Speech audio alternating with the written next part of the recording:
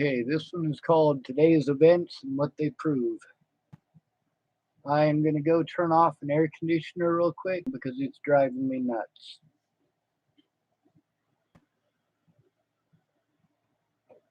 This video is to try to cover hours worth of events that happened today, about 7 hours worth of phone calls, most of which I cannot put up on the internet. It is evidence, but here's the thing, I don't know how to edit it. I don't have anyone here to teach me how to do that. I'm learning these things just a little bit at a time. Now, I look at it like this. If it's unedited, that is pure. You can tell what is going on. You can tell the situation as it actually is, and not just little bits and pieces.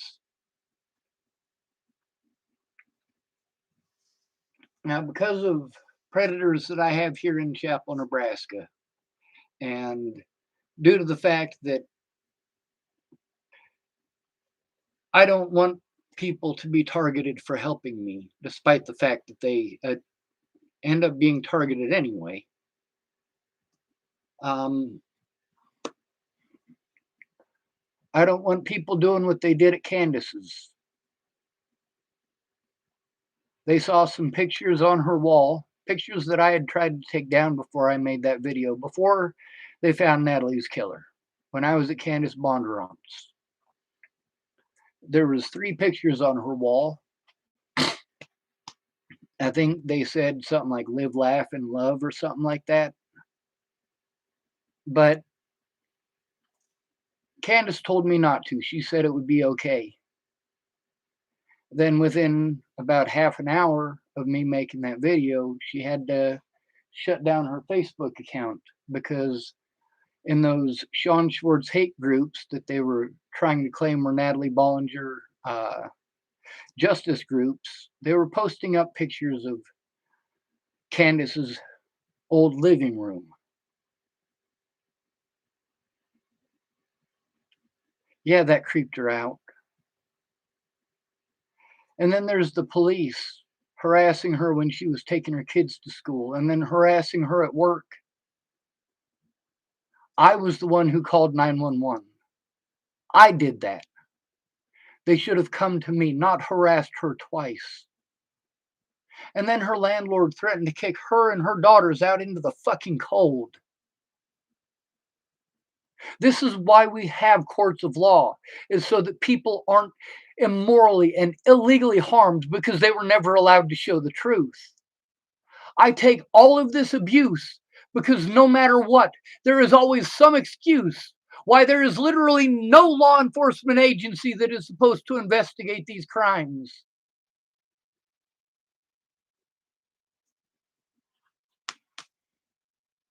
I can't be a victim. I'm not a pretty white girl.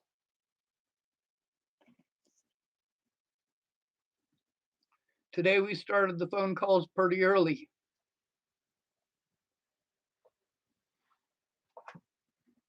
My advocate, she has to take days off of work to help me.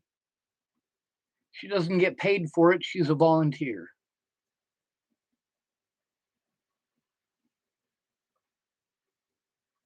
She spent a lot of time helping me, literally hundreds upon hundreds upon hundreds of hours.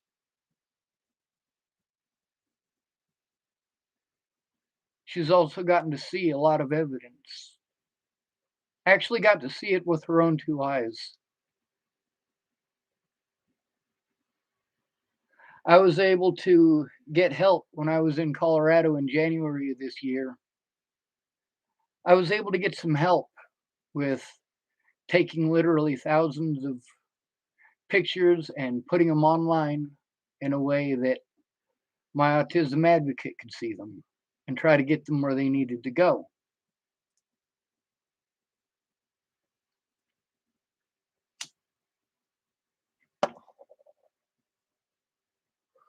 I need help. I have to be afraid. I have to be afraid to go outside. I have had to be afraid to go outside since Natalie was killed. I have had to be afraid to go try to see my loved ones since over a year before Natalie was killed. Today we made a lot of calls to a lot of legal places. I made more calls to the places that I am told that I am supposed to call when these places happen. But the fact that they railroaded me in court repeatedly, didn't even allow me to go to court. Then there's the fact I was literally locked up. I was in prison, okay? Prison. I was only charged with misdemeanors. I literally never got to enter a plea in.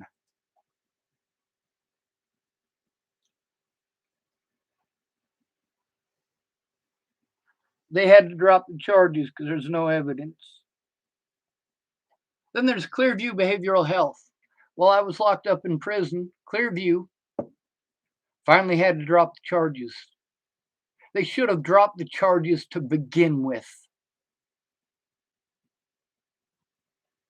I was the one assaulted. I was the one with drugs forced into him for trying to call the police.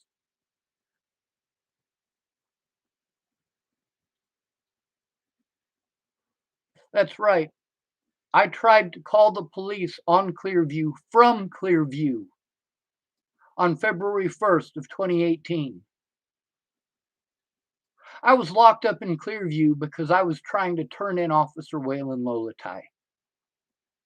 And look what happened. September of 2020, Waylon Lolatai is no longer a cop because he kept on assaulting people, like I said. And Clearview was shut down because, first of all, they were keeping people for longer than they should have. Second of all, they were assaulting people and drugging people, and it resulted eventually in someone dying.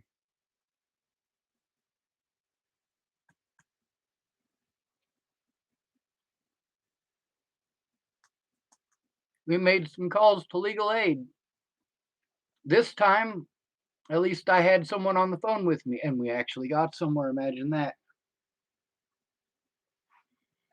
Y'all know why I scream? It's because I'm fucking scared.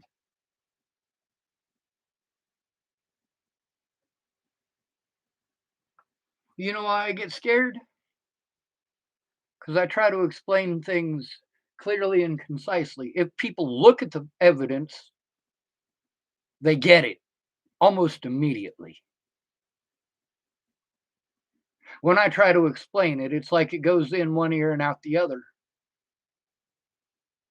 I'm trying to explain this so they can understand it. But what they need to do is look at the evidence. Multiple officers that I've sent evidence to have told me they couldn't see it. They couldn't see the evidence that I sent them over emails.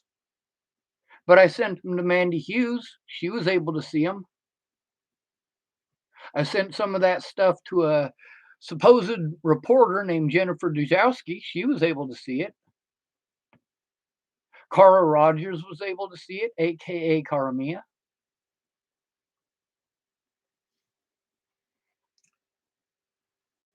But police apparently couldn't see it.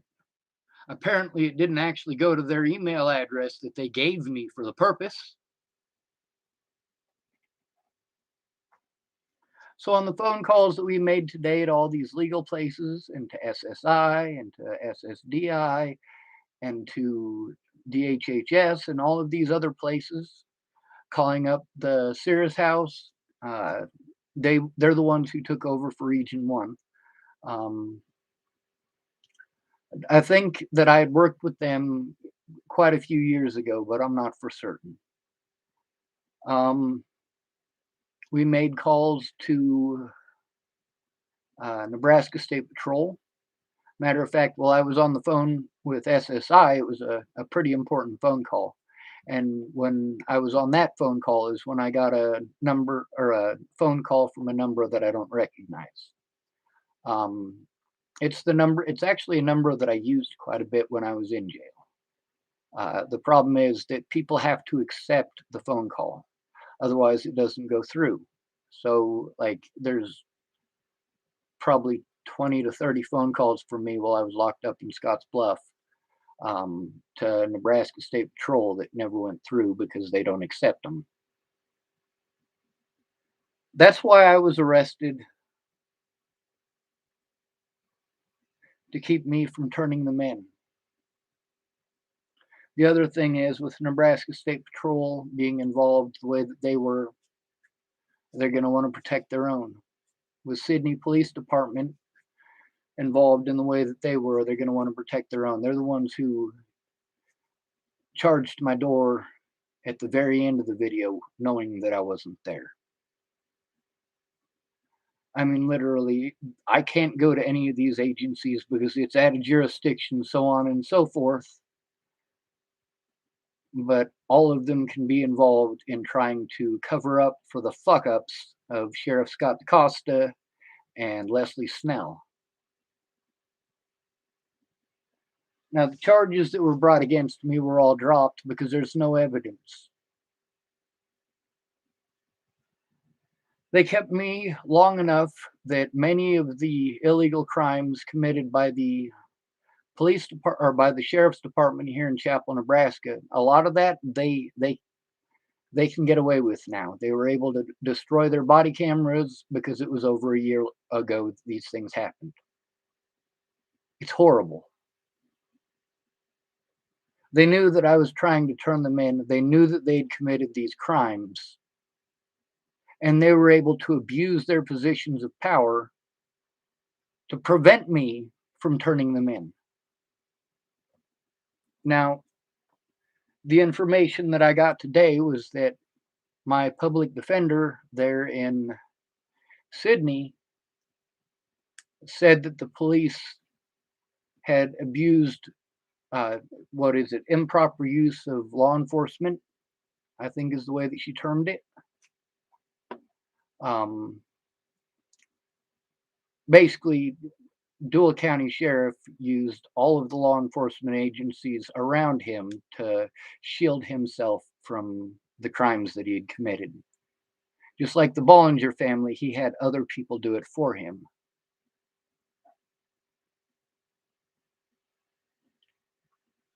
They charged me with crimes that I didn't commit.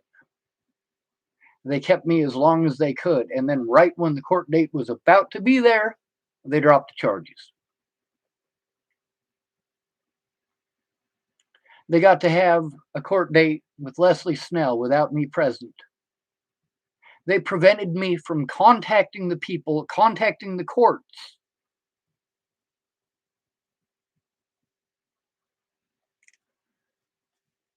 They wouldn't allow me to talk to my attorney, and they wouldn't help me because all of these guards tell me, well, it's illegal for us to help you with anything legal. We can give you the paperwork if you know what paperwork you need and if your lawyer will get it to you.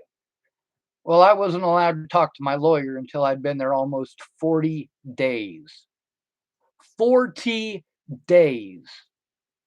This, in addition to the fact that my public pretender at the time was Robert Harvoy. If the man had done what my public defender in Scotts Bluff did, which is his job, I would have been out in a matter of hours after speaking with him. So there's all these places that when somebody commits a crime against you, you're supposed to be able to turn them in, right? Why is it against the law for me to turn in my predators? That's what I need to know. And most of the legal phone calls that we were on today are exactly about that. Now, we tried calling the number back of the State Patrol, Nebraska State Patrol Troop E. And apparently the officer that was supposed to call me is not going to be there until Monday. I got all this stuff I got to do, and I have to plan it all so that I'm actually able to do it. And I actually have to be here in order to receive the phone call so that I can record it. See, that's how I was able to record all of these officers breaking the law, is by recording it. These officers wanted to keep all of my evidence because I used it to record them, and there are crimes that they committed on my computers.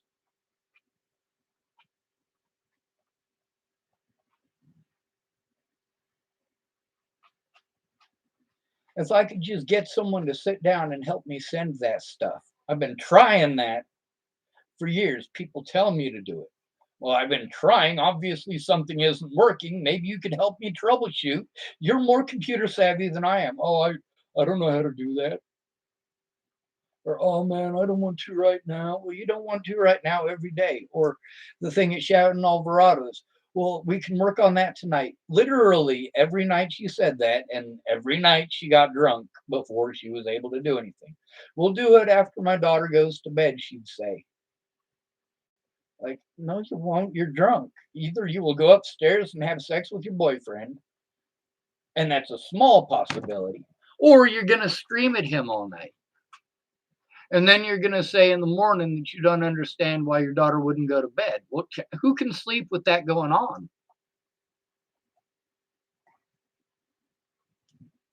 So, one of the important things was to try to keep it as simple as possible.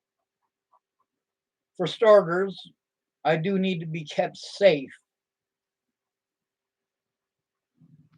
from the local sheriff's department. I need to be kept safe from Sheriff DaCosta and his deputies. I need to be kept safe from Robert Warnick, who has already approached me since I was released. He assaulted me. First, he threatened my life on multiple occasions.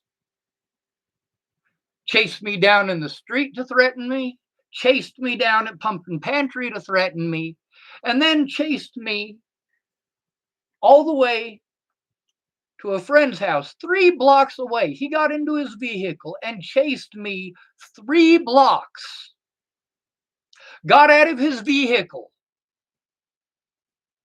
claimed that him threatening my life was a joke, smacked my hand that had the phone that it was being recorded on.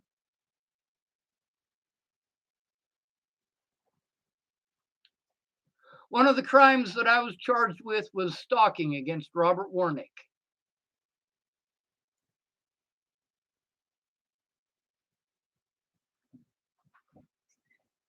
It's not stalking.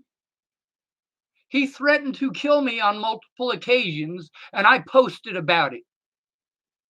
I posted about my predators online because local law enforcement would do nothing.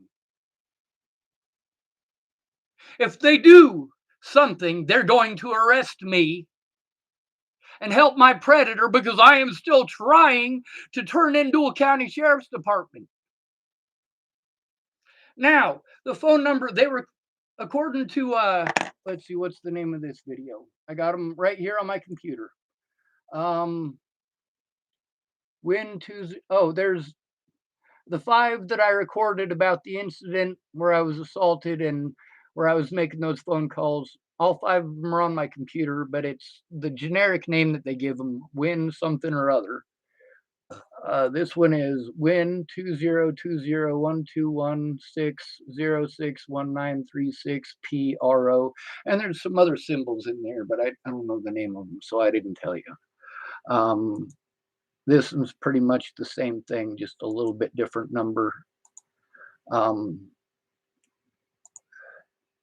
But in it, I'm speaking with Nebraska State Patrol Officer William Burr, not William Barr, who is another one of my predators, and also used to be a law enforcement officer, and not the comedian. Yes, I know a lot of people that I speak about have famous names. But the other great thing about having the paperwork is that I can now prove to you that these are actually their names. Not everybody that I know has a famous name. And some of these people, I didn't know they had the same name as a famous person until just recently. Like the only reason that I knew that Bill Barr is a famous comedian is because a friend of mine has a big ass TV with Netflix, and that was one of the continue watching things that was on it. Now, where does this all come into today? Well, it comes down to the fact that today was spent entirely making legal calls, trying to get everything back that was taken from me because I was illegally incarcerated. Um, After what the public defender in Scottsbluff had to say, it's pretty obvious that I need to be protected from the cops. Um, my advocate needs to be on the phone with every phone call that I have with law enforcement. She can't, but it does need to happen. And that's the horrible thing. The difference between or the difference of how a cop treats me is dependent on if someone else is there. One of the videos here on YouTube is me talking to Sean Holloway about Robert Warnick and Christopher Kurth way back in 2020. Now, in that, I have Sheriff DaCosta actually recorded, and it is here on YouTube, saying that I can't bring up anything old. Well, the thing is, the only reason that it was old is because the cops wouldn't do anything about it. They never investigated, they never tried. I know, I asked the witnesses that the cops claimed that they were going to go talk to. They never did. When I finally went in with Laura Nelson, she didn't want to speak because it was being recorded and she was afraid it would be on the internet. And it is on the internet. But it's on the internet because she didn't speak.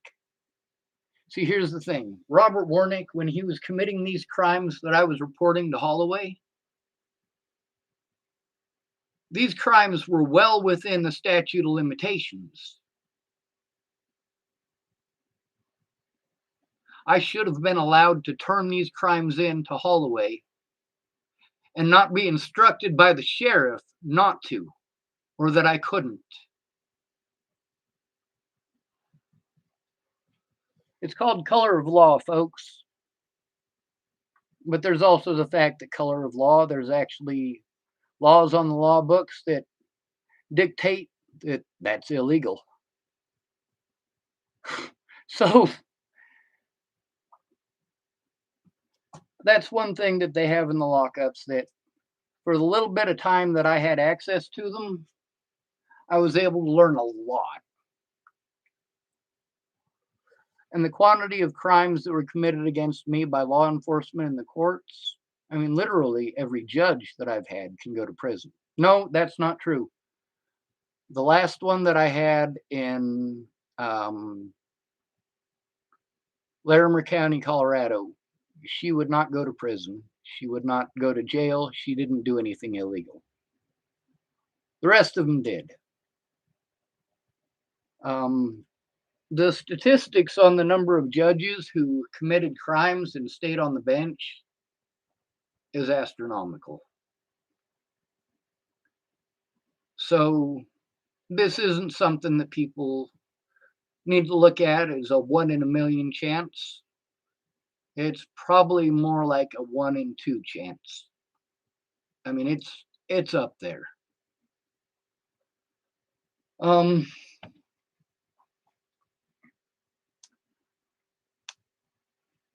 Although I do have these things recorded, I can't put them on YouTube like a lot of stuff. Some of the stuff I did put up, it didn't have personal phone numbers or anybody's social security number or anything like that. I can say that the lady that was helping me was beyond frustrated. beyond frustrated. I mean, she was thoroughly pissed off, and she's a tough lady to rattle. In order to actually get her pissed off, like you, she was very pissed off at the people today that we were speaking with, the people that we were supposed to speak with that weren't there, and so on. Also, the fact that we kept on getting people that didn't know what was going on, and then we get transferred to people who try to transfer us to someone else. It's always someone else's job. The other thing is, we did get some headway as far as the legal thing goes. Now, I'm not going to get too into that, but me having a safe environment and being protected from my predators are number one and number two on my list. And this situation and some of the people that we called today are going to help with that.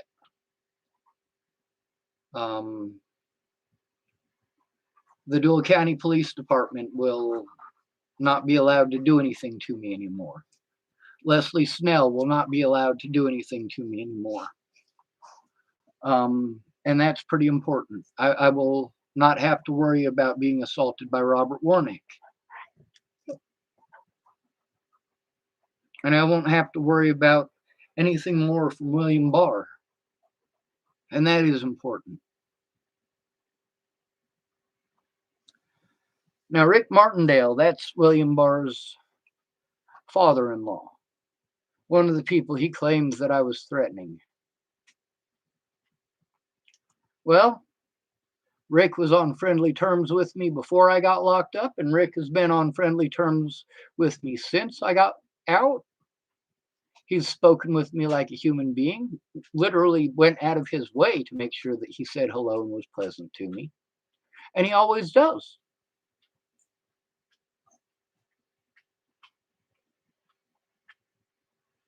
William Barr was trying to pretend like I threatened to harm Rick Martindale.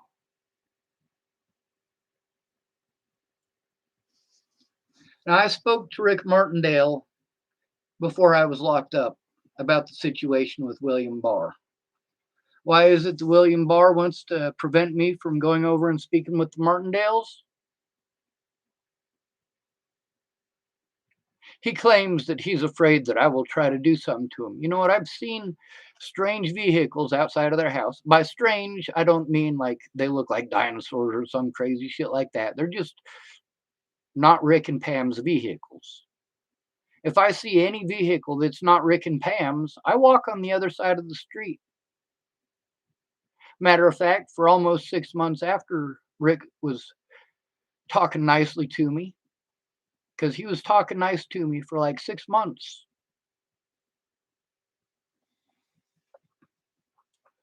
I still walked on the other side of the street. I had to be afraid of William Barr. Now, because of the things that William Barr said about the Martindales, things that turned out not to be true, I was pretty pissed off at the Martindales. And I walked across the street because I was pissed off at the Martindales.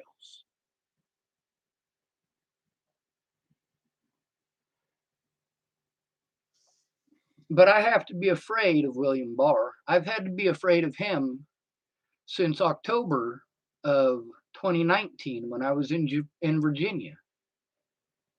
I was in a town called Bristol. I had a friend there who said that if I went there, he'd help me. He said he would literally go in with me to talk to the FBI. The crimes against me are federal, most of them. The crimes committed by Dual County Sheriff Scott DaCosta, I've been told, are crimes that the Nebraska, and mind you, this is also recorded. I had a phone call with Amanda Jonas, or sorry, not Amanda Jonas, Sergeant Jones, and it's recorded on my YouTube channel, where she says that it's not their job, but that she can take that evidence and she can give it to the FBI. Now, the thing is, I still need this evidence. I need to organize it and I need to use it for multiple court dates. So I need to be able to send it.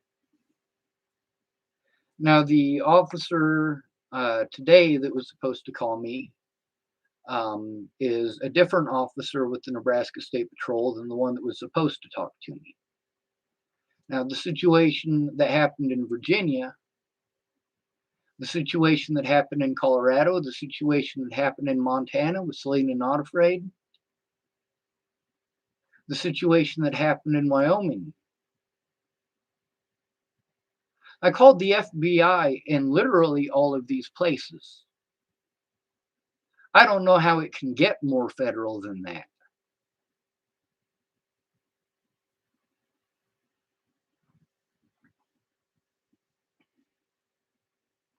But then there's the individual state crimes. I'm not allowed to show the sheer quantity of abuse that I've gone through. And although the crimes that they committed, they can be charged together because it is legally considered conspiracy. We're not talking about alien conspiracies. We're not talking about Illuminati. We're talking about people who were naughty and broke the law and then broke the law again to hide the fact that they broke the law. Meanwhile, getting paid to do so. The sheriff not only got paid for committing the crimes that he and his deputies committed against me, he also separated me from the ability to see my doctor, from the ability to actually have my own money, from the ability to speak to my lawyer, from the ability to go to court.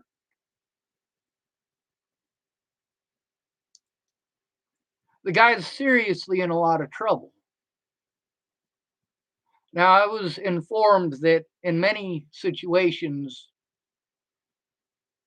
the police are charged after a civil situation. As long as there is like when there's a civil situation where the cops broke the law, resulting in harm against a human being, and they refuse to do anything about it, the law enforcement refuses to investigate it, but you take it to civil court and win, well, that means that obviously their review was not good enough. Their so-called investigation, or lack thereof, instead of doing the right thing and arresting that officer, they outright lied for that officer. The sad thing is that in most of these cases, after the civil case, when this person is arrested, they're the only one that's arrested. None of the officers who helped them are ever charged with anything. Meanwhile, I've got enough evidence to take down the entire Dual County Sheriff's Department minus one. My advocate is trying to get me help so that I can show it because she's seen enough of it to know that it's true. She's been through enough of it to know that it's true. She's made enough phone calls with me to know that it's true.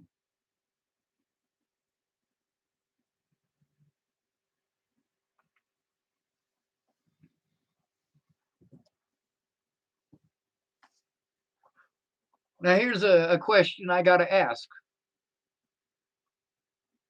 What did these people expect me to do when I'm being assaulted? Kill the other person? Is that what they expect me to do? Because here's the thing, Robert Warnick is a repeat offender, but he is a repeat offender for a reason, because the cops didn't do anything about it the first or second time. The first time he threatened to kill me, chased me down and threatened to kill me. Second time he chased me down and threatened to kill me, and threatened to assault me as well. Third time, he got in his vehicle and chased me down, told me that when he threatened me it was just a joke and slapped my phone out of my hand. He actually slapped my hand. Now then, after that happened, I had to try to get someone to speak to the Dual County Sheriff's Department with me, especially after being assaulted by Sheriff Scott DaCosta for trying to turn in Sheriff Scott DaCosta the month before. And Sean Holloway, the deputy that was supposed to do something about it when I went in with Laura Nelson, who literally had not talked to either one of these people,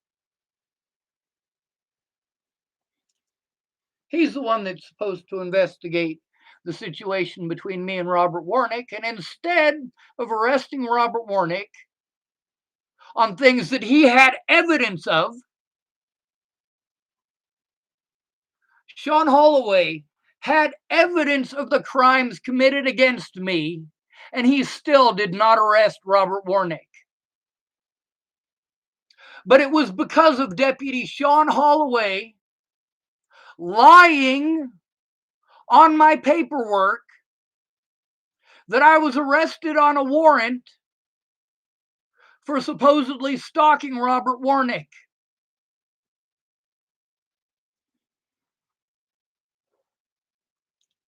Now, here's what happened with that. After Robert Warnick assaulted me and I turned him in, I thought that he was going to be arrested, or at least been told that he's not allowed around me. A protection order should have been in place against Robert Warnick when he first assaulted me. Sorry. It should have happened the first time that he threatened to shoot me in the head.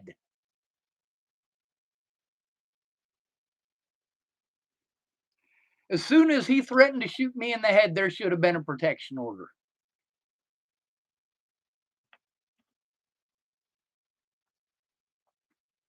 There wasn't, though, was there? People can threaten me,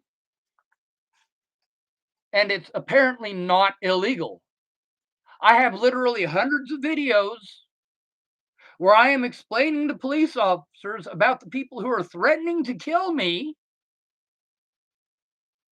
Not just phone calls, there's also videos.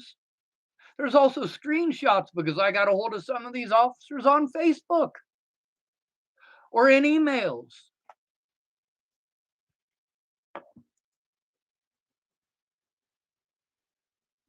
But Robert Warnick gets away with his crimes.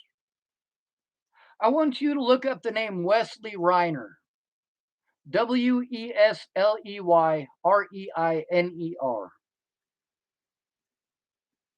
He's in the prison in Lincoln. That's just one of the people that I was locked up with in prison. When you see what he did, you might puke.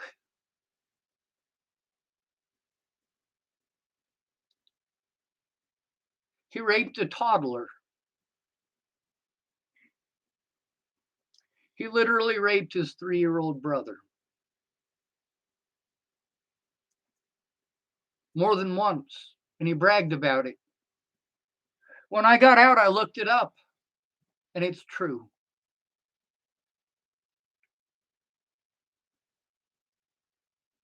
That's what happens to the disabled and the homeless when they try to turn in their predators. 7 months. I was charged with misdemeanors so that these officers could hide their felonies.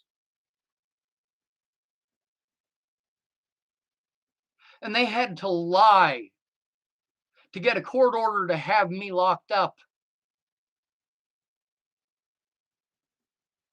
And the county attorney helped them. Dog always lets me know when someone's here. He usually barks when somebody actually stops.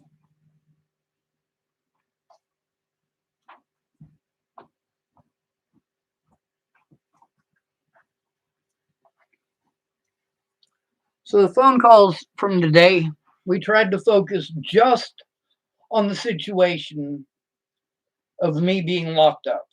That's the most recent thing. The fact that it is the accumulation of 5 years of trying to get Dual County Sheriff's Department to do their goddamn jobs. You know, they're nice when they know they're being recorded live. They're nice when Laura Nelson is there. They're nice when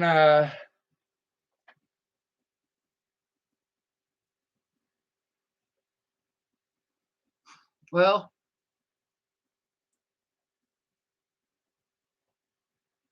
they're nice. They're nice in those situations. They don't try to talk over me the whole time. Like when you try to tell an officer what's going on and they're busy trying to grill you instead. No, dude, I don't need grilled. I need you to shut up and pay the fucking attention that is required of your position. Now, because of the assault and because of the situation with Leslie Snell, it was difficult for me to find the time to actually write out the paper thing that I had to, plus all the other stuff that I had to do. And the thing is, Deputy Holloway, and I have this recorded, and so does Pastor Rod Wright, has it recorded. Deputy Holloway telling me that the paper thing is optional, that when I said, hey, you know, I need to be able to make an audio, a verbal report, he pointed to his camera and he said, that's what this is for. He said, I can go back and if there's anything I forget, I can go back and look at it. He didn't need me to write a written report. He had it already. He was going to investigate it. But he let Robert Warnick go.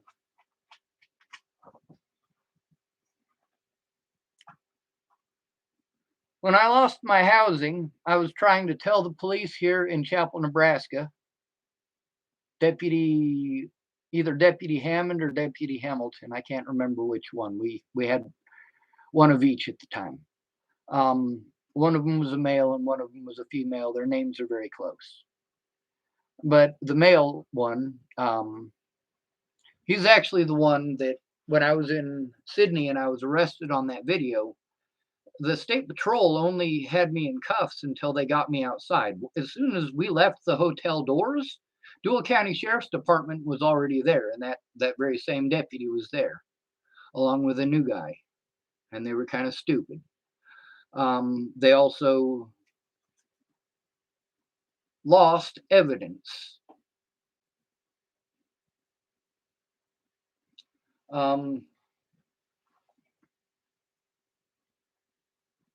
I can't remember the other part of the story I was going to tell you about that, but he's no longer working here. He wasn't here for very long. He severely broke the law. But just like there was a big angry to do about Waylon Lolatai after assaulting 7 homeless people in 2018, about him being allowed to just move on. Well, a lot of my predators have been allowed to move on. A lot of the people who didn't do their jobs or falsified information or lied were allowed to move on so that they could avoid prosecution. They could avoid even being charged because nobody's going to charge a judge. Joel J. I let him know about the situation with Scott DaCosta in 2018. He refused to do anything about it, refused to look at evidence. Now, here's the thing, that these law enforcement agencies didn't just tell me that I need to get a hold of this agency or that agency, which, you know, when I tell them, hey, I got a hold of that agency, they said it's not their job. Well, they tell me it's another agency's job. There's also the people within the county they told me to talk to. Well, you need to talk to the county attorney. You need to talk to the county prosecutor. Well, I tried that. They told me to call you guys back again, and so on and so forth. My advocate's really pissed off because it's literally nobody's job. I mean, yes, we can look up on the internet and see that these things are illegal to do to me. It's obvious that they're illegal to do to me. It's obvious that they're happening. But my predators call me mentally ill to the judge. I'm not allowed to defend myself against that accusation. It is assumed that I am schizophrenic and nobody looks at the evidence. They just do whatever it is the cops want to do.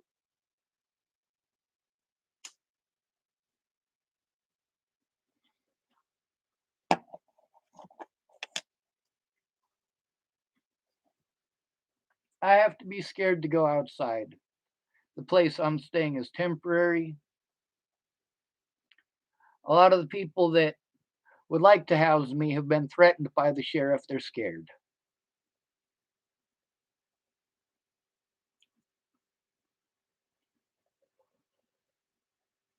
You know how horrible that is?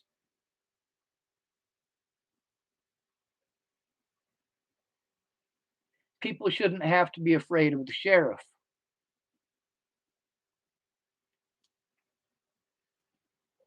But if you have to be afraid of the sheriff, you literally have to be afraid of all of his deputies. They work for the man who is harming you.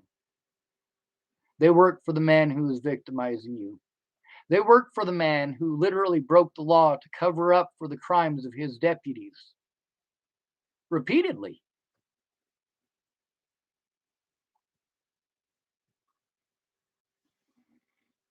It's no surprise that every time that I try to turn in an officer, they either trump up charges or try sending me to a nuthatch. Every single time. That is their tactic every single time.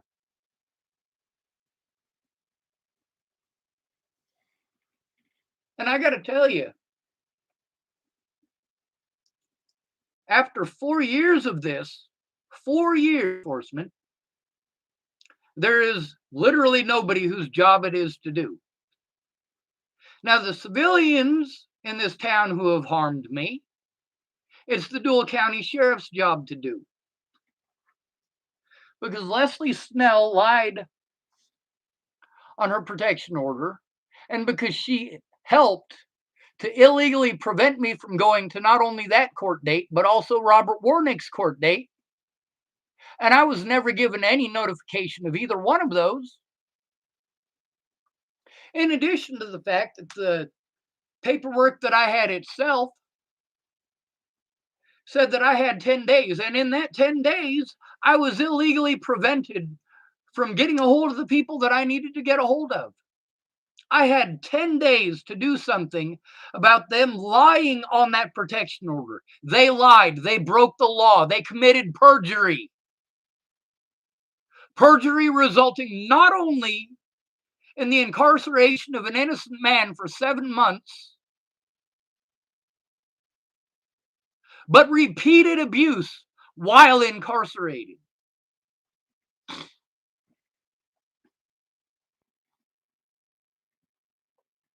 I was what's called a county safekeep. They're not told what you're in there for when you're a county safekeep. They just treat you like you're guilty. Sure, you have rights when they feel like it.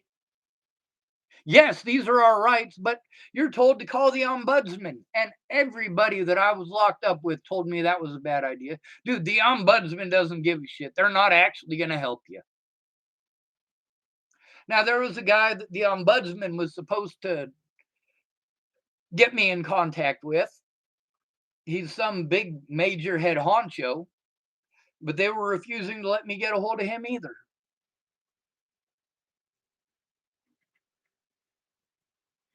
There was an ADA guy that I was supposed to be working with. I met him once after I had been there for months. He finally showed up and he was supposed to come and see me within a week. Well, then there was a situation where he quit his job over a female inmate in another prison wanting an abortion. But they didn't bother to tell me that he quit his job until over a month after he quit his job. I was told that he was in the newspaper. He was on the news for quitting his job.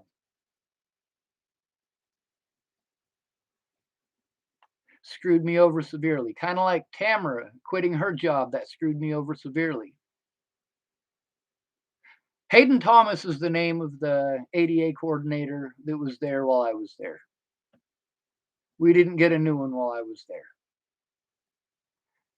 Now, that ADA coordinator was going to help me with the things that I needed in order to defend myself and protect myself. However, Hayden Thomas don't work there no more, so I don't get that help. It's the facts of life.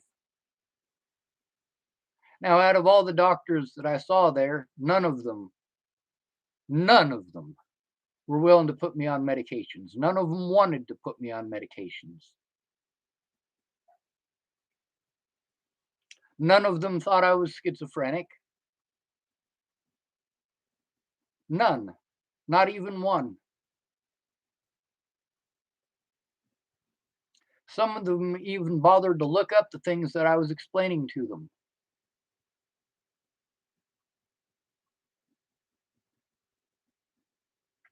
None of them thought that I was delusional. None. I was illegally prevented from seeing an untainted doctor, by the way. See, there's a difference between going into a doctor and having your phone so that you can actually prove, hey, this is the stuff that I'm going through. This is stuff that is actually happening, and I'm having to deal with similar things in real life. Except in real life, it's not just people saying these things. Some of them are swinging at me, some of them are throwing beer cans at me or beer bottles at me. But if the cops take you, they're going to take away your phone so you can't show no evidence. The hospital is not going to look anything up.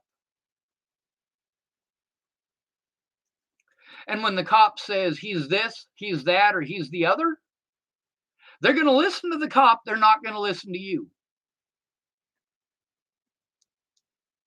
If a cop tells these people that you are bipolar or schizophrenic, they're going to try to put drugs in you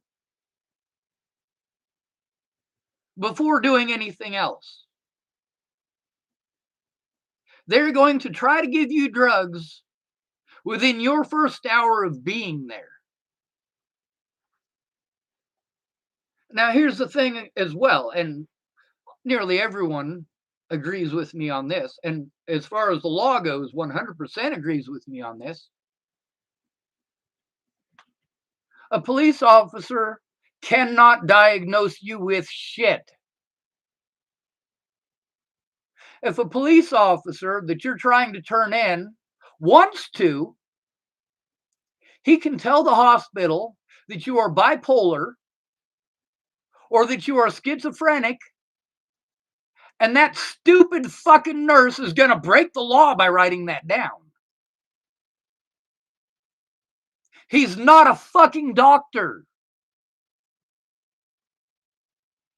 Now, then you want to go to, well, what possible reason could an officer have for wanting the hospital to think this person is imagining things? Could it possibly be because you're trying to turn those fucking officers in? Like you are telling the hospital staff, I was put here because I was trying to turn in cops. And just like at the prisons, just like in the jails, the people at the hospital are going to treat you like you are a criminal who has already been convicted and you are what the officer says you are.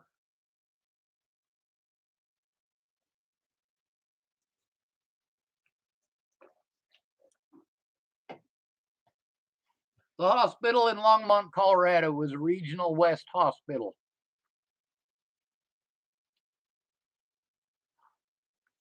Officer Jonas and the other officers told that hospital that I was schizophrenic.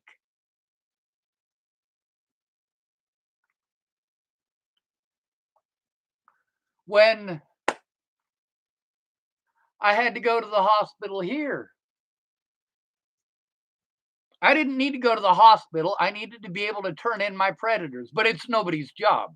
If you guys go back through my videos with the FBI, who I was told to talk to, the Nebraska Attorney General's office, who I was told to talk to, I talked nice to these people to begin with. As soon as they heard cop, their ears turned off. It was always somebody else's job.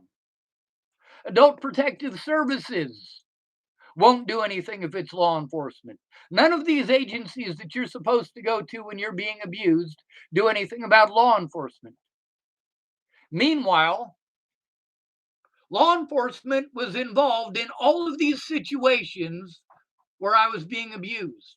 Law enforcement was involved when I was being threatened by Robert Warnick. They did nothing. And when he assaulted me, they were involved as well. They were involved in covering up the crimes that he committed, falsely accusing me of things that I didn't do, to have me falsely incarcerated so that I could not show evidence.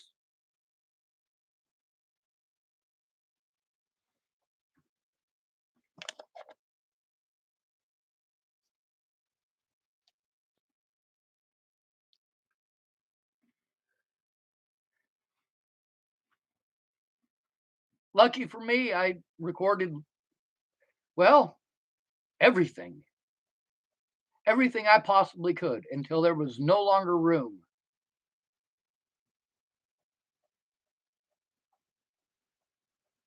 Six hours on the phone today. 6 of them. Sorry, 7. Now, if I learn how to edit, there's less than probably 2 minutes worth of information that is private enough that it can't be on the internet. If I could figure out how to just beep out phone numbers so that you guys don't have access to that. And then, of course, beep out my social security number. I can give you the whole rest of the video.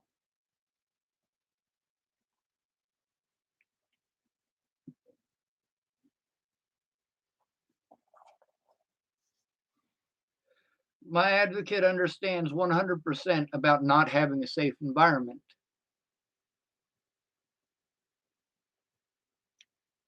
That's what she's trying to help me to get. She also understands why this environment is not safe. She also understands that continuing to move all the time without a safety network somewhere, it's exhausting. If you've ever had to move, you understand how exhausting it is to do it once. I've moved over 40 times.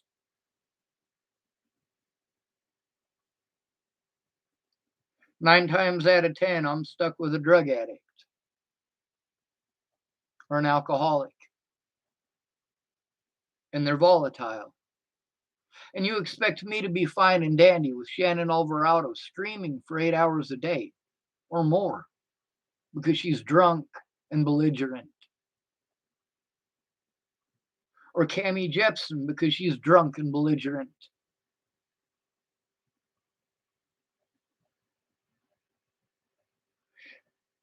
This is a town full of alcoholics. If you want to make a bunch of money, you open a bar. She opened a bar, but then she got drunk and ran off all her customers. One night she was ragging on me heavy. And one of her employees spoke up because seriously, Cammie was being straight up evil. I mean, it was horrible, the things that she was doing. And when her employee spoke up, I was walking away. And Cammie would not let it go. She would not stop screaming at me down the street. She had an employee named Becca. And because her employee stuck up for me, just asked Cammie to stop. That's all she did. And Cammie fired her.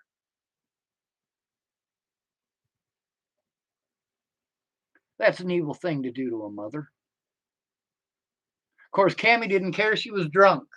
Just like Shannon Alvarado didn't care because she was drunk.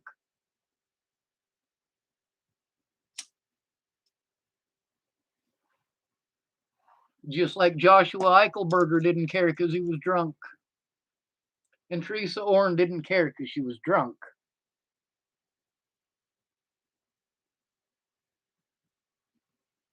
There was a lady named Veronica Bruce that was once a friend of mine. Before Natalie was killed, she was one of the people that I reached out to. We stopped being friends. That's because when people are drunk, they think they know everything. They're too busy giving advice to know what's going on. If she wanted to help me, that's great. Except she called me when she was drunk. Didn't work out so good. Then she tried claiming she'd only had one drink. She's not the only person to do that. Christopher Tapp was going to help me. This is right after Natalie was killed. We went to his camper. He was screaming about what a cunt his ex is. I use that word. I really do. If someone is harmed over your lies or killed over your lies, I'll call you that word straight up. Christopher Tapp drank nearly an entire bottle of Jameson. And then later on down the road, after he assaulted me on that night, drunk on Jameson. He assaulted me because he was all emotional about his ex. He's been claiming that his kid is not his for years, refuses to take a paternity test.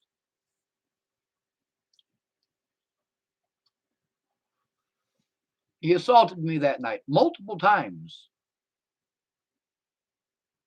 Then later on, instead of admitting that he did those horrible things because he was drunk, he said, "Oh, I only had a drink."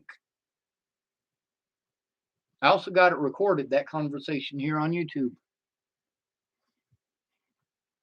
The evidence that I don't have on YouTube, it's because I can't show it without getting my YouTube banned. A lot of these people, if I show their personal information, well, positive, possible bad things could happen to my YouTube channel.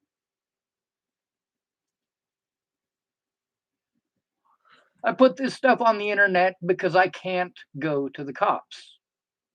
Now I'm trying to work with Nebraska State Patrol, but they're slower than molasses. One of the techniques that they do is they give you somebody who's about to go on vacation. Or they give you to somebody who's getting ready to go on a 3-day leave. You know, they're gonna have an extended weekend. Just long enough to trump up something that they can lock you up for.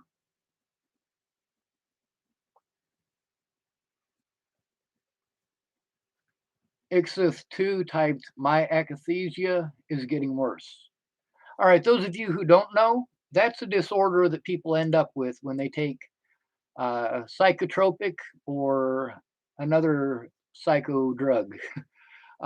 They're basically like mood stabilizers, things like Haldol, Ativan, uh, even Prozac. Many of these medications give you a muscle disorder similar to Tourette syndrome, um, and also ADHD. I was on a lot of medication starting when I was 4. I have a lot of permanent issues as a result of it. There's a possibility that I do not have Tourette syndrome. There's a possibility I have akathisia from the drugs that were put into me. Because, see, here's the thing, you guys don't understand how dangerous psychotropic drugs are. You don't understand how dangerous these are permanently. They damage your liver, they damage your kidneys, they damage your heart, they damage your brain. But also, they give you a lot of side effects like akathisia. Akathisia, well, restless leg syndrome. Let's imagine you can't get to sleep because your legs are constantly moving. You have to keep them in motion. I got to go for a walk for about 2 miles before I go to bed so that I won't kick in my sleep.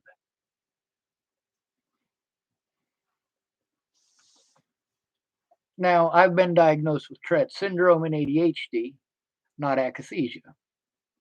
But also, there was a doctor that I had named Angie Robb, and she took me off of my medications at 17. She said, I don't think that most of the stuff that you've been diagnosed with, including ADHD, I don't think you actually have those things. I think that you have been on the medications for so long that, they're diagnosing side effects. A lot of the stuff that I'm seeing here that they diagnosed you with, the symptoms are also side effects of the medications that you were on at the time. So we're going to try you without those medications anymore. I was 17 years old. This is the first time in 12 years, 13 years that I wasn't on pills. And guess what? Magically, no ADHD anymore.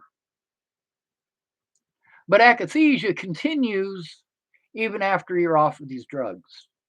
ADHD, that tends to taper down a little bit when you get off of these medications, if that's the cause of them, or if that's the cause of it. But akathisia is permanent. Ixith, too, will have this for the rest of his or her life. I can't tell if it's a male or a female because the picture is a tiny yellow and brown dot. Um,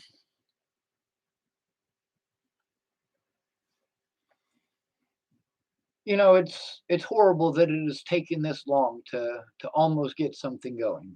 Now, there's no guarantee that the sheriff won't trump up more charges on me and arrest me before I'm able to actually get the legal paperwork in the mail and actually get something started. But at least I'm trying. Now, once the legal paperwork is sent to me and I get to sign it, that's a different story altogether. At that point, well, the sheriff's days will be numbered. And before you guys try pretending like that's me threatening him, I'm not trying to harm him. He belongs in prison for the things that he's done. And I am trying to go the legal route to have him put there. He has been doing this for 4 years. 4 years. 4 of them.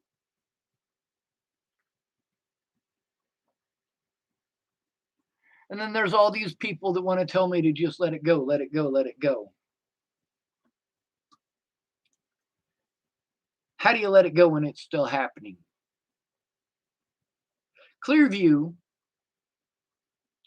they should have never ever charged me with anything back in 2018. I was the victim there. And they victimized many, many people. Many people.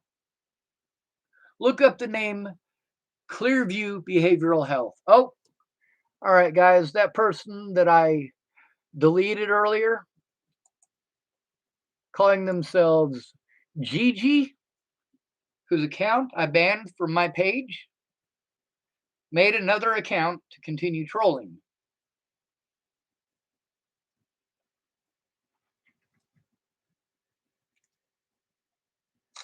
I just took a picture to show that they made another account.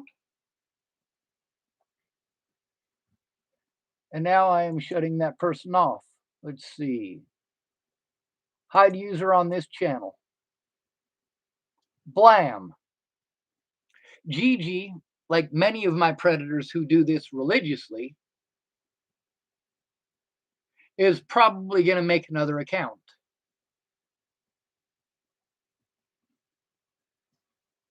I have been gang stalked since before Natalie was killed. And I'm not talking about tinfoil hat wearing friggin' gang stalked. I'm talking about being stalked by groups of people. I'm not talking about aliens. All right. I'm not talking about the Illuminati. I'm not talking about CIA shooting brainwaves guns into my head to make me think weird stuff.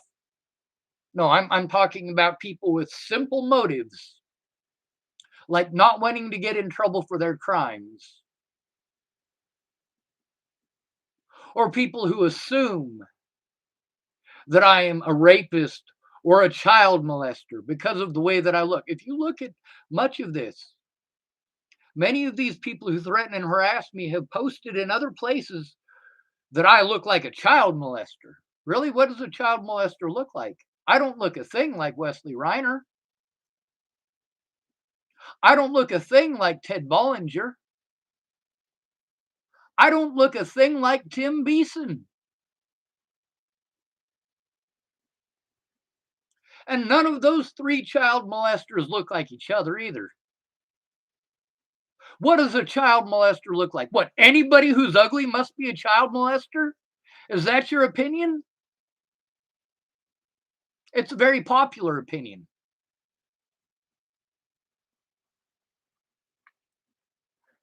So, we made a lot of phone calls to a lot of places today. We didn't get very far on most of it. Part of it we made some headway. I didn't get to get into all of the crimes that were committed at the prison or at the jails.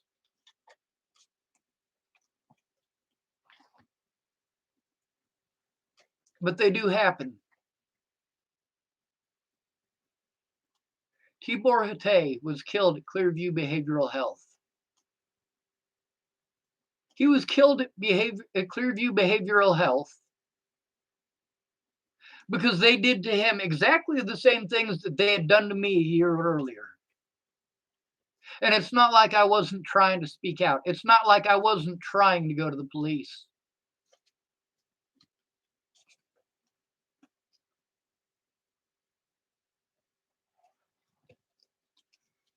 But it's also the fact that it happened across so many jurisdictions, and police worked across all of those jurisdictions to threaten, harass, and intimidate me.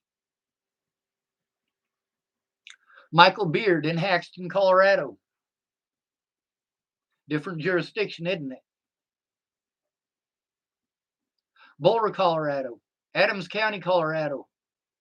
Arapahoe County, Colorado. All over the place, these officers did these things. See, Waylon Lolatai and his officers thought that they had caught themselves a killer. They thought, hey, it's okay if we break a few tiny laws to lock this son of a bitch up. They broke the law. They got the wrong guy. And they falsified charges. Same thing with Clearview. The charges were dropped against me. And the situation with Waylon Lolatai, because they broke the law. The charges were dropped against me in the situation in Clearview because they broke the law. Meanwhile, the assault by Waylon Lolatai forced me into a lot of financial situations that I could never unbury myself from, as well as preventing me from getting somewhere safe out of state. I didn't want to leave state.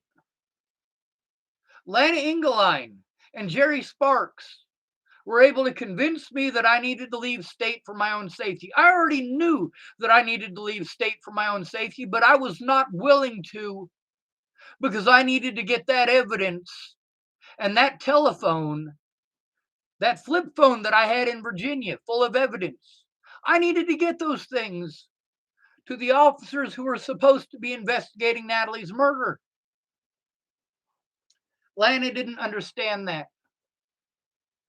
It wasn't just Lana involved in that. It was Lana and Amanda Engeline and Cara Rogers and a few other people that turned out to have fake accounts. They weren't real people. They were people pretending to be someone else. And those people with fake accounts were obviously posting this stuff up.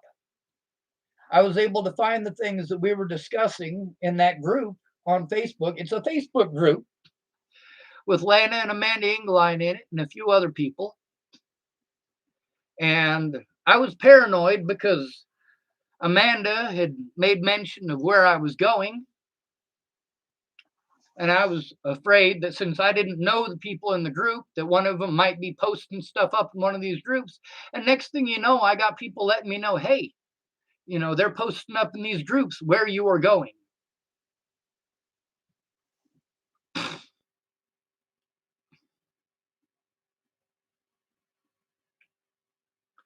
Amanda Engeline had let it loose in that small Facebook chat with only like 5 or 6 people in it.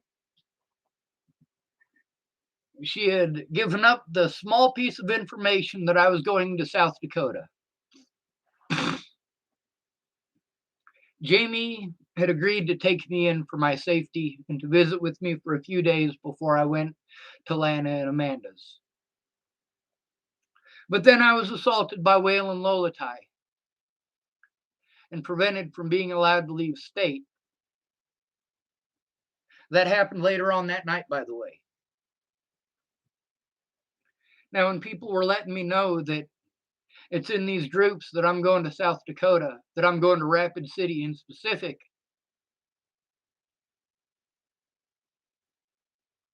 it proved that my paranoia was justified.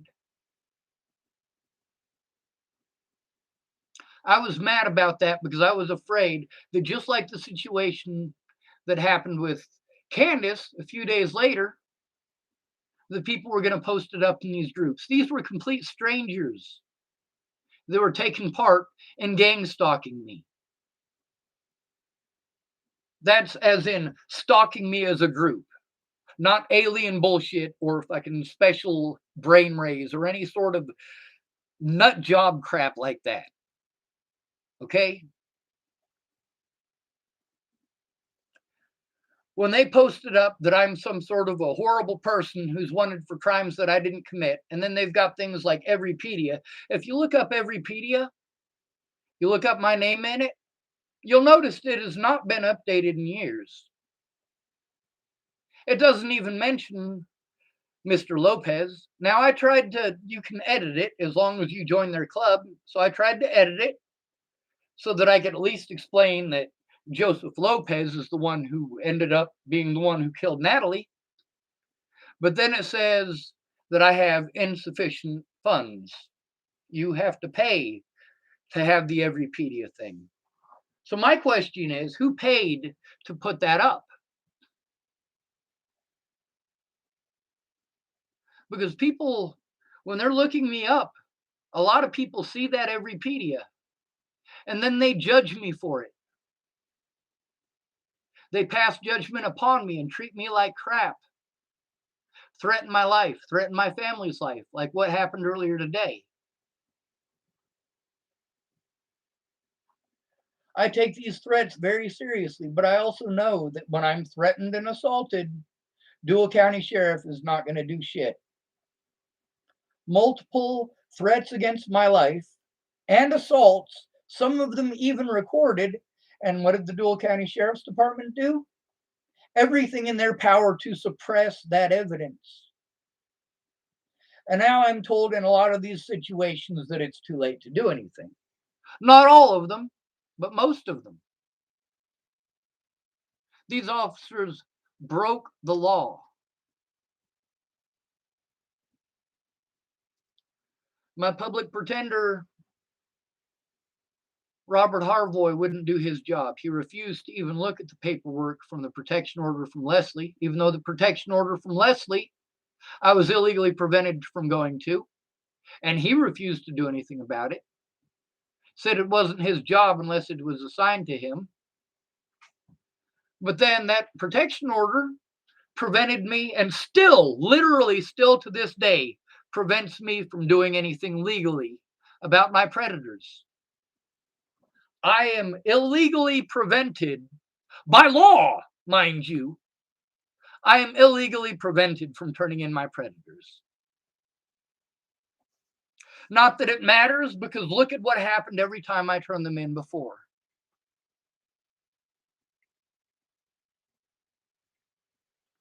Now, there's a lot of important stuff that an important eyewitness, my advocate, she is an important eyewitness. She is witness to a lot and has also seen a lot of the evidence, not just been a part of it in these phone calls or the many phone calls that she's made on her own.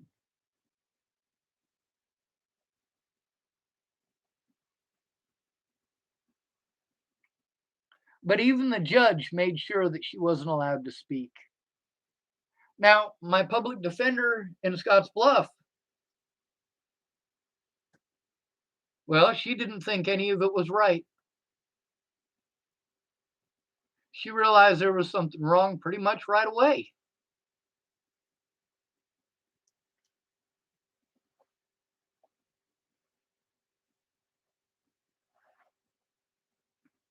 Matter of fact, she was the one who recommended getting a lawyer and doing something about this.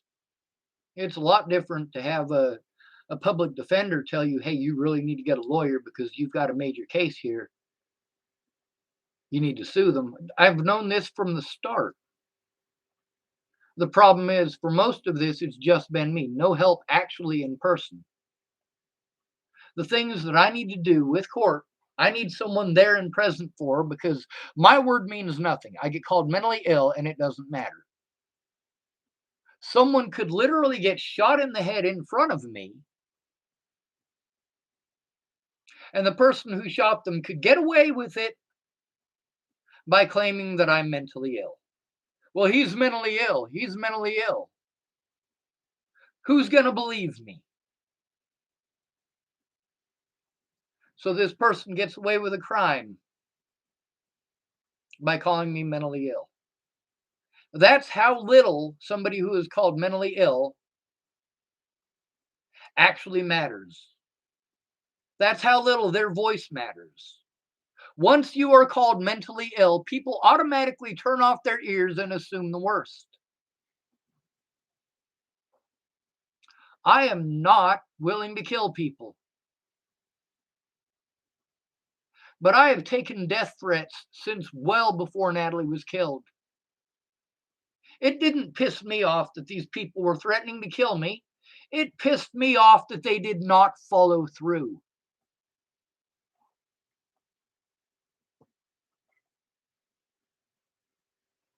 It pissed me off that they threatened to kill my loved ones. And it pisses me off to this day that to this day, nothing has been done about any of the people who threatened, harassed, stalked, or assaulted me. Robert Warnick, after I was finally able to talk to the Deputy Holloway, and there should have been a protection order in place, Robert Warnick came into Pumpkin Pantry twice while I was in Pumpkin Pantry eating my breakfast at a table. He came in twice. I didn't say a word to him.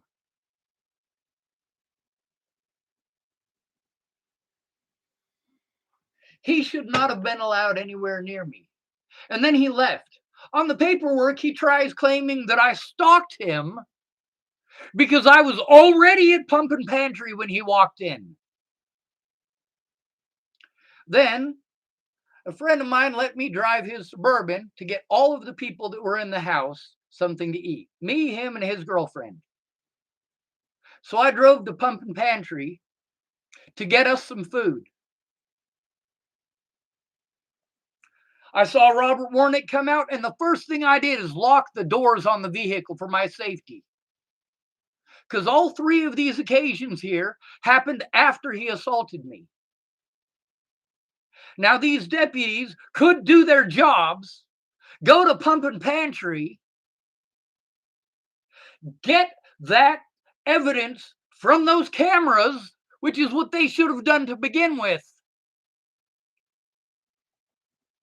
There's an outdoor camera as well, by the way. I locked the doors when I saw Robert Warnick. He got into his vehicle and he left. It would have taken me more time to back out of the parking lot because he was there. Not only that, but Robert Warnick wanted to stare at me while I was in there and go to the ATM machine, which is literally right in front of the table that I'm sitting at. And he used that to pretend like I was stalking him. He used the fact that I was in a vehicle at Pump and Pantry to pretend like I was stalking him. Out of those 3 occasions, that's the only time that I showed up after he showed up. But I didn't even know he was there. I didn't know he was there until he was already around the corner out of Pump and Pantry, literally standing right next to the vehicle that I was in. You damn right I made sure I locked the doors. He had assaulted me just a few days earlier.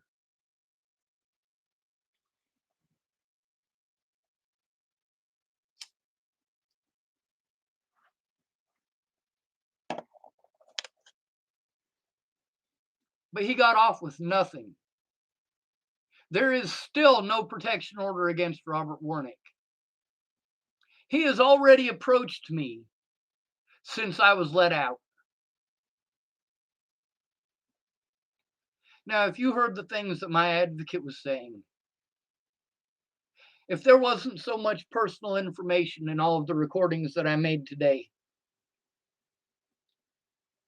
you'd understand how screwed up this situation, and that even my autism advocate says it. She is pissed off at how I've been treated. But then again, she's gotten to see a lot of evidence that you guys don't get to see because I can't post it up. She's been involved in a lot of phone calls with places that I can't post up because they got phone numbers.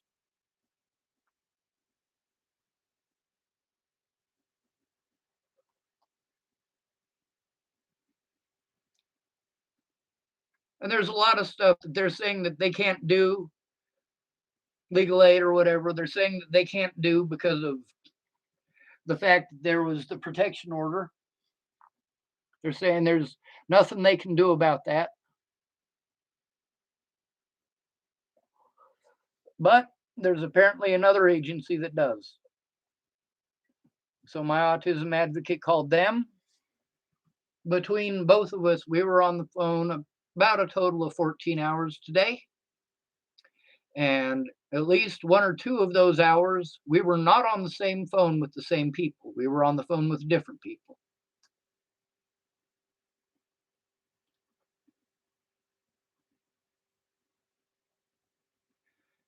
I should be able to get a major civil suit out of this. Also, winning a civil suit, well, that'll help me with all of the things that they did before that. Because they had motive for committing the crimes that they committed. Scott DaCosta had plenty of motive for the crimes that he committed. Leslie Snell had motive for the crimes that she committed. William Barr had motive for the crimes that he committed. Same thing with Robert Warnick. Robert Warnick threatened my life over rumors that he heard. And when I spoke out about it, he wanted to pretend like I stalked him. He outright lied on all of the paperwork. Scott DaCosta lied on the paperwork. Sean Holloway lied on the paperwork. Leslie Snell lied on the paperwork. William Barr lied on the paperwork. And I can prove all of this. But you have to have money to hire a lawyer. That's what it all comes down to. And then these lawyers won't do anything about the criminal acts committed against you. They'll only do civil. You got no idea how many hundreds of phone calls resulted in a bunch of people saying, well, we can't do that because we don't deal with criminal. Well, the thing is that these things are still against the law. When you're in the jail, they tell you, oh, well, you can get an attorney when you get out. You need an actual attorney. You can't use a public pretender in a civil situation. And one of the most popular things that they do, they will serve you with papers while you're in prison or while you're in jail, and then illegally prevent you from going to that court date or contacting a lawyer about it, illegally prevent you every one of the rights that you are supposed to have. Now, as someone who is charged with a misdemeanor, I'm supposed to be able to make phone calls. But because I was in a prison, you have to wait for the 10-day list to come up. You have to write down the name and address and phone number of whoever you want on your phone list. And if you don't have them, you're fucked. And you got to write those down. And if the address is wrong, or the phone number is wrong, or in the case of Robert Harvoy, his phone number that was with the Bar Association was 1 digit off from his actual phone number. These are all their mistakes, their fuck ups. But they prevented me from having an honest day in court. They prevented me from my legal rights.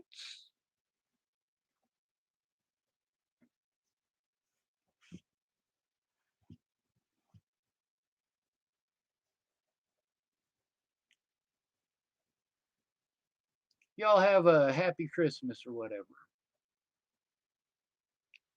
I'm exhausted. A lot of the stuff I got to wait for until Monday. Hopefully, the guy from Nebraska State Patrol Troop E, he's gone all weekend. Hopefully, he'll call me back on Monday like he's supposed to. I got appointments to go to on Monday, so hopefully he doesn't call me during my appointments.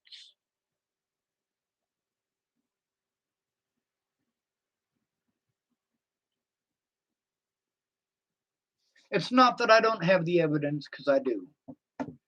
It's not that what these people did is legal, because it's not.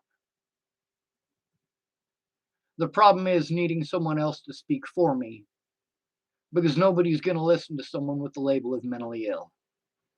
Not without family and friends actually standing up, sticking up for them, and speaking up.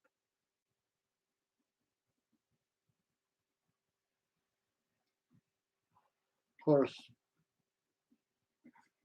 nearly all of my so-called friends are actually just cowards.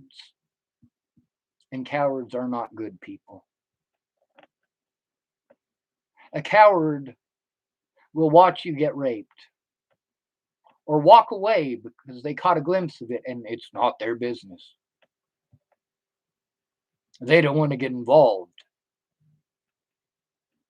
Even after they find out that the person they watched getting raped was murdered, well, now they especially don't want to come forward because they're afraid they'll get in trouble for not saying something about the rape to begin with.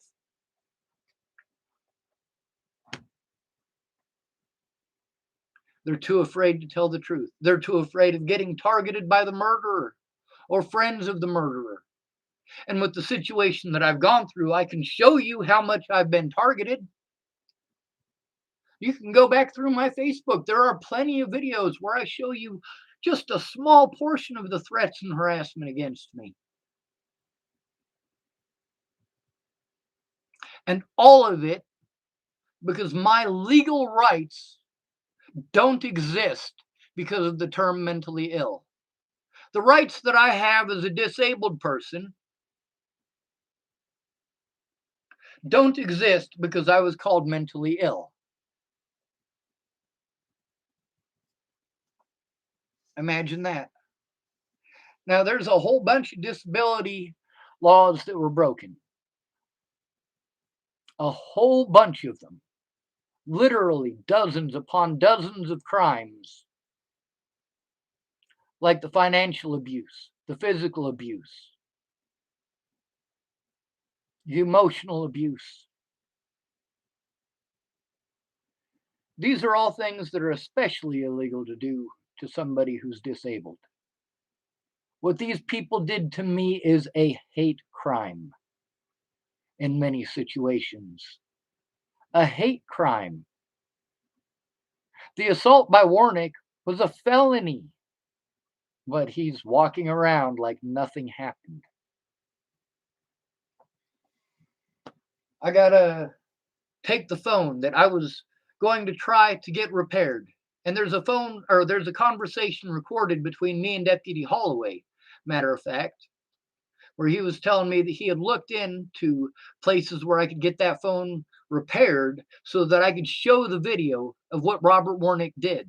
That video not only shows that he assaulted me, it also shows that he had threatened me previously because he admitted it.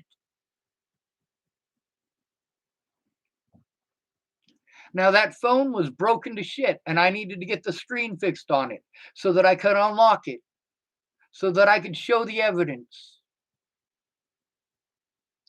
But instead of me being allowed to show the evidence, Sean Holloway, the very deputy that was supposed to investigate the crime against me, against the same person, not only that occasion, but an occasion previously when I had gone in to talk to him with Laura Nelson, and he never did.